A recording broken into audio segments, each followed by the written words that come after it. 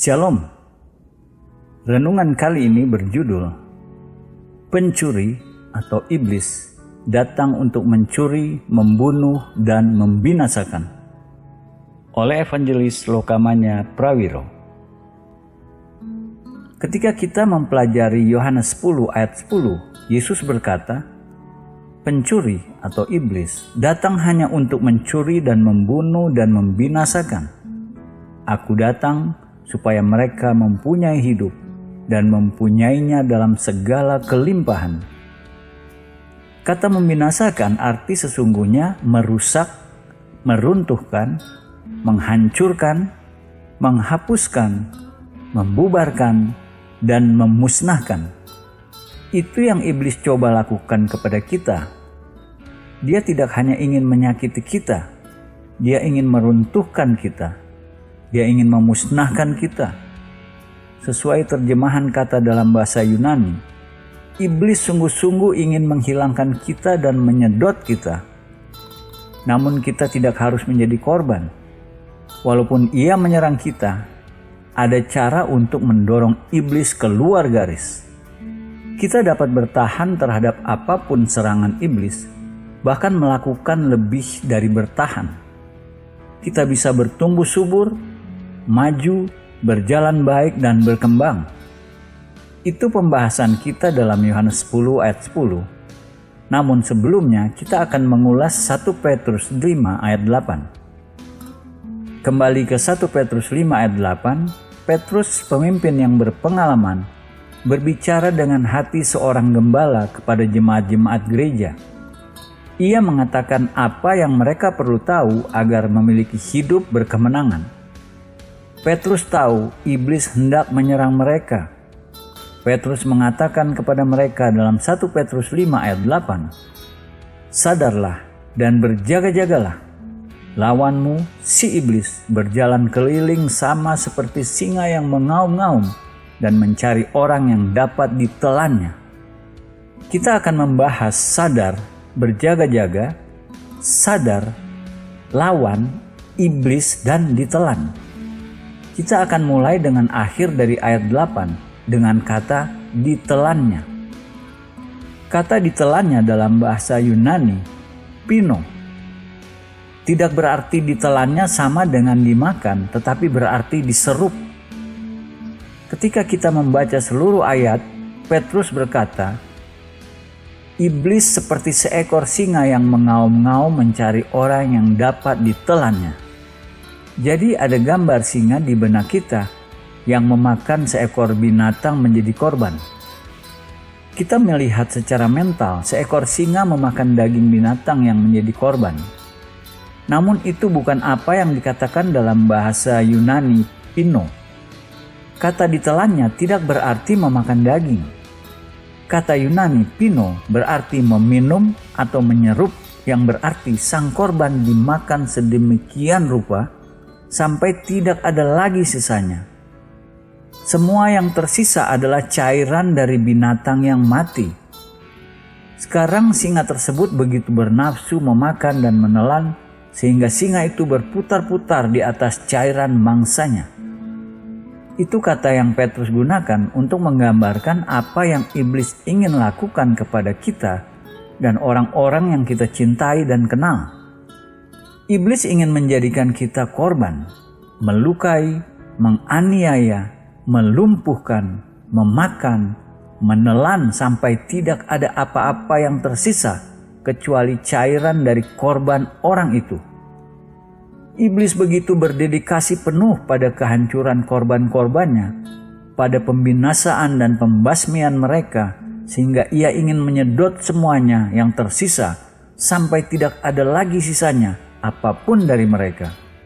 Itu betapa keji dan jahatnya iblis. Itu sebabnya Petrus berkata pada awal ayat, sadarlah.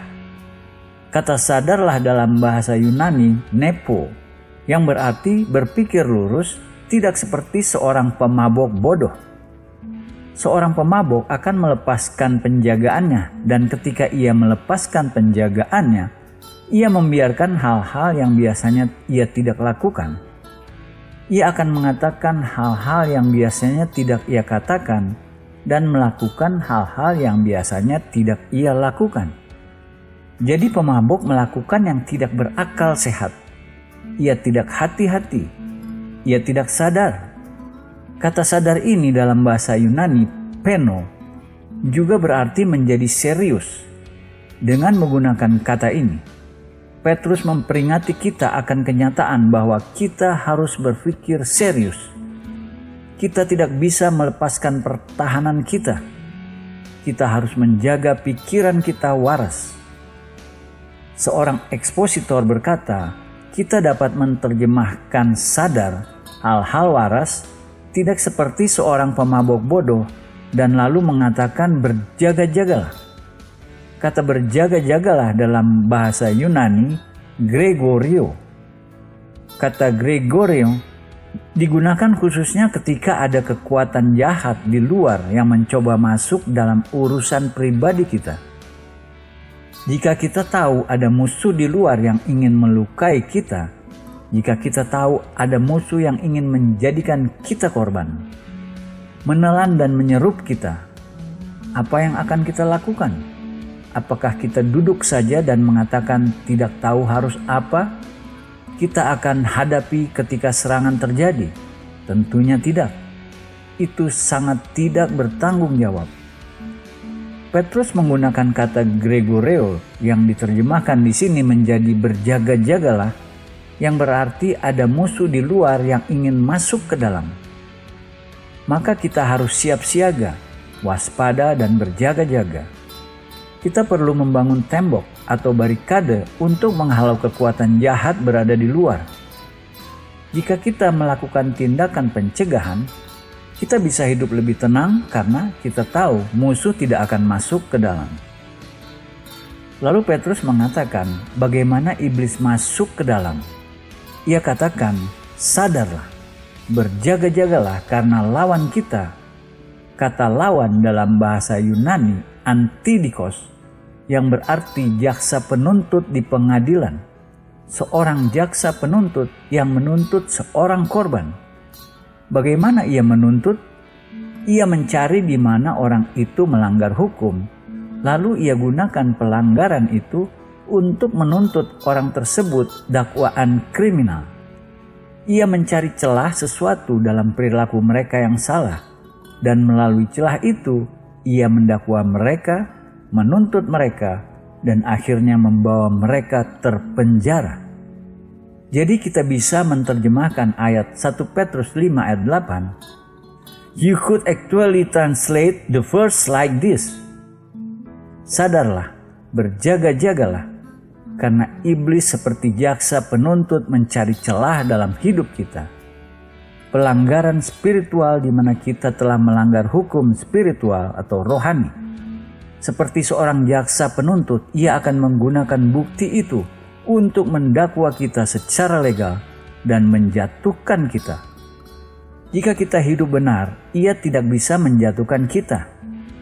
Jika kita memiliki tembok pertahanan, jika kita hidup kudus, kehidupan yang suci, kehidupan yang dikuduskan, hanya ada sedikit yang bisa ia lakukan untuk menjatuhkan kita. Namun jika kita melakukan sesuatu yang salah, jika ada pelanggaran, jika kita telah melanggar prinsip, jika kita melanggar firman Allah, jika kita hidup dalam pemberontakan, maka tindakan-tindakan itu menciptakan lubang menganga yang dapat dimasuki musuh untuk membawa pekerjaannya yang merusak. Jika kita melihat hidup kita akan menemukan tempat-tempat di mana iblis kebanyakan menyerang kita. Adalah bagian-bagian dari hidup kita di mana kita gagal melakukan sesuatu yang kita harusnya lakukan. Di mana kita tidak melakukan suatu hubungan dengan benar, kita tidak menangani uang dengan benar, kita tidak mengurus tubuh kita tidak makan dengan benar, kita melakukan suatu kesalahan. Suatu pelanggaran itu di mana jaksa penuntut iblis datang.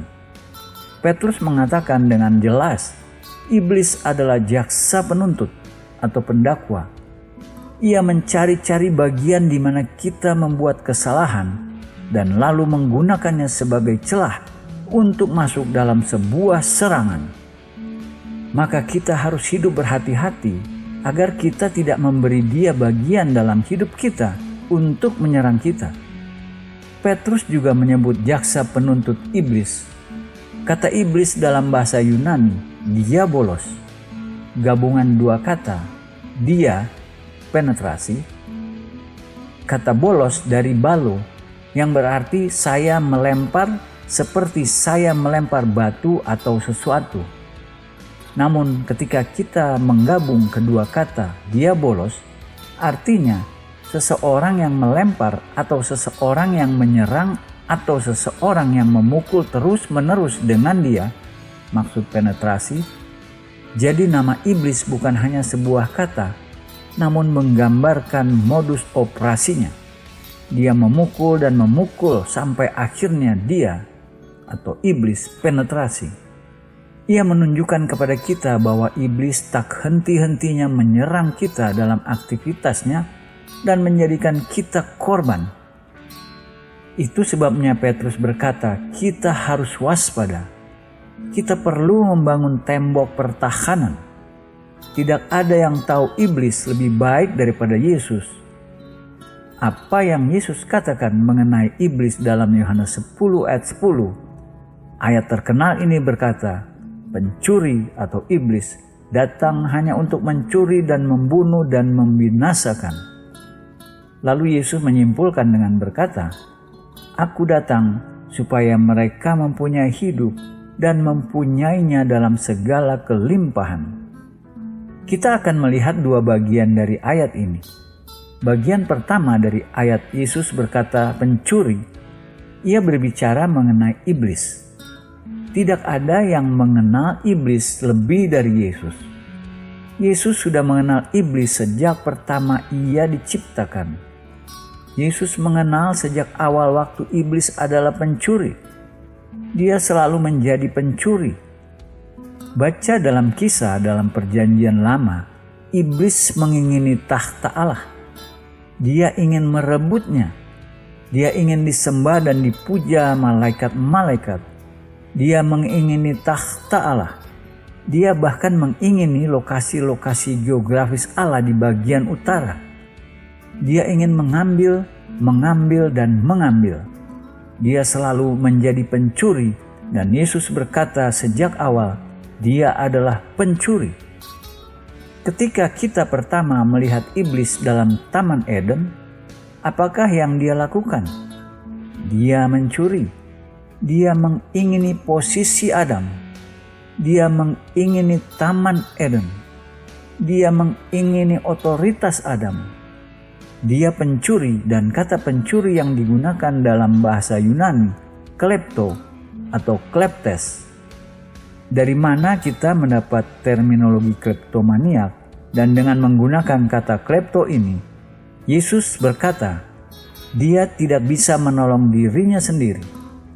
Dia rusak, dia cacat. Sejak permulaan waktu, dia selalu menjadi pencuri. Sesuatu di dalam dirinya bertekad bahwa dia harus mengambil apapun yang dimiliki orang lain. Dia tidak bisa menahan dirinya sendiri. Dia rusak dan cacat saja. Yesus berkata, iblis kleptomaniak. Jesus says the devil is a kleptomaniac. Itu apa artinya secara harfiah? Dia selalu menjadi pencuri. Dia akan selalu menjadi pencuri. Itu kodratnya. Lalu Yesus melanjutkan mengajar dengan mengatakan, pencuri datang hanya untuk mencuri dan membunuh dan membinasakan. Ketika Yesus berkata mencuri dalam bahasa Yunani, klepto, yang adalah bentuk aktif dari kata kleptes, kita bisa terjemahkan kleptomaniak ketika iblis muncul. Dia akan bersikap seperti seorang kleptomaniak. Dia tidak bisa menahan dirinya sendiri. Dia akan mencuri, dan mencuri karena itu kodratnya untuk mencuri. Mungkin bukan benar-benar mengenai kita. Dia hanya mengingini apa yang kita miliki Karena itu kodratnya. Dia kleptomaniak.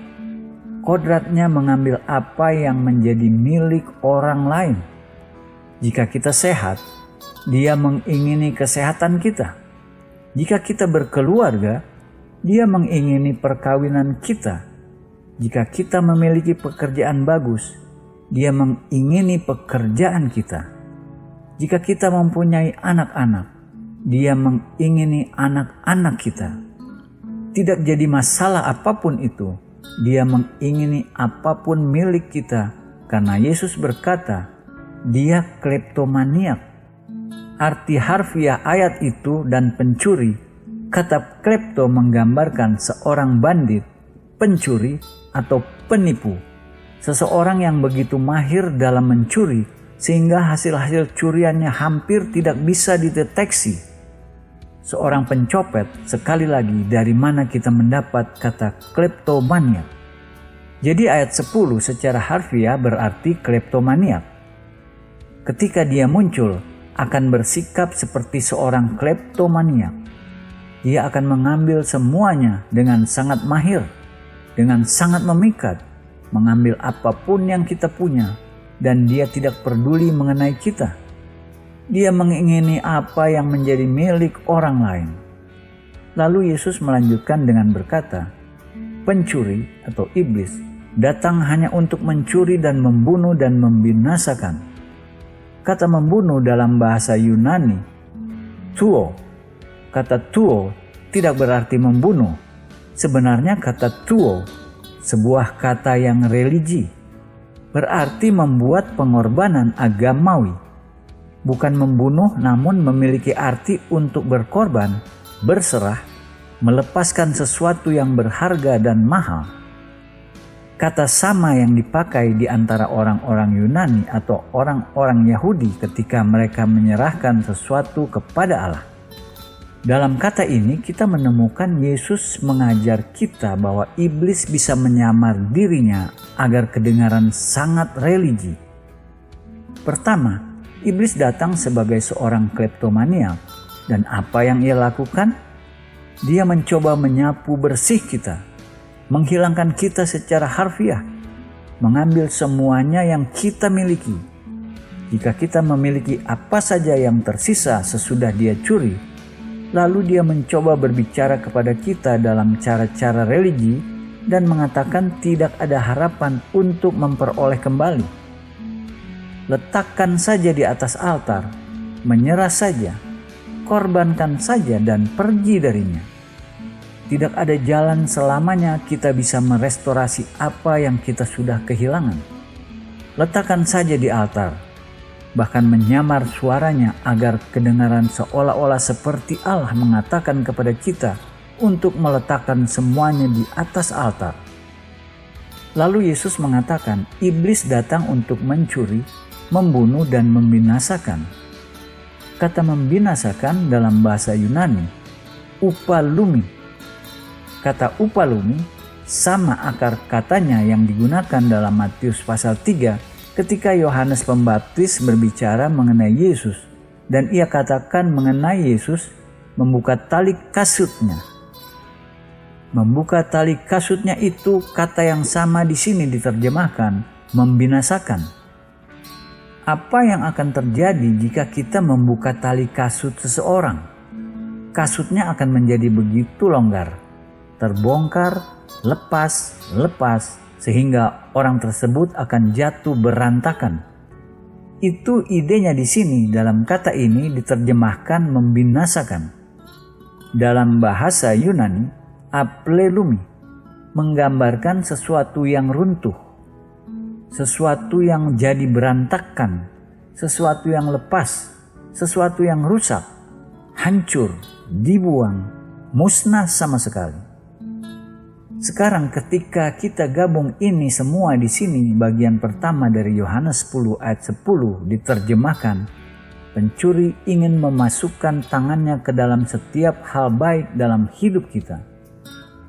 Sebenarnya pencuri ini sedang mencari kesempatan apa saja terus bergerak jalannya begitu jauh ke dalam urusan-urusan pribadi, sehingga ia bisa pergi dengan membawa semuanya yang kita anggap berharga dan bernilai. Itu bukan semua. Ketika dia sudah selesai mencuri semua barang-barang dan milik kita, dia akan melakukan rencananya merampok kita tanpa kelihatan ke tingkat selanjutnya dengan menciptakan kondisi dan situasi begitu mengerikan. Kita tidak melihat jalan untuk mengatasi kecuali mengorbankan semuanya yang tersisa dari serangan-serangan sebelumnya. Tujuan dari pencuri ini adalah menghancurkan hidup kita. Jika tidak ada yang mencegah dia, ia akan membuat kita menjadi bangkrut, pailit, kehilangan semua dalam setiap bagian dari hidup kita. Kita akan merasa seolah-olah kita sudah berakhir dan tidak ada lagi. Jangan salah, tujuan utama musuh atau iblis adalah untuk melenyapkan kita. Namun Yesus berkata sebaliknya, "Aku datang supaya mereka mempunyai hidup dan mempunyainya dalam segala kelimpahan." Itu kehendak Allah. Yesus ingin kita memiliki hidup dan memiliki hidup berkelimpahan. Iblis ingin mengambil semuanya, dan itu sebabnya kita perlu membangun tembok pertahanan. Kita sudah membahas Yohanes 10 ayat 10, di mana Yesus berkata pencuri datang untuk mencuri, membunuh, dan membinasakan. Kita sudah mencakup itu. Bagian kedua dari ayat 10 berkata, "Aku datang supaya mereka mempunyai hidup dan mempunyainya dalam segala kelimpahan." Perhatikan kata kelimpahan dalam bahasa Yunani berarti berkelimpahan, berkelebihan, melampaui, luar biasa. Sesuatu yang berlimpah-limpah dalam ukuran yang luar biasa, begitu berlebih-lebih, sehingga dapat disamakan dengan sungai yang meluap dan banjir melewati tepi sungai. Meluap dan berlimpah-limpah. Kita sebenarnya bisa terjemahkan akhir dari ayat 10 seperti ini. "Aku datang supaya kita bisa mendapat kehidupan yang tidak tertandingi, tidak bisa disamakan, tidak bisa dibandingkan, kaya, dipenuhi, meluap-luap." Untuk itu Yesus datang. Begitu beda dari yang dilakukan iblis. Pencuri datang untuk mencuri, membunuh, dan membinasakan. Namun iblis tidak harus mencuri, membunuh, dan membinasakan lagi dalam hidup kita, karena kita bisa membangun tembok pertahanan untuk menghalau dia. Amin.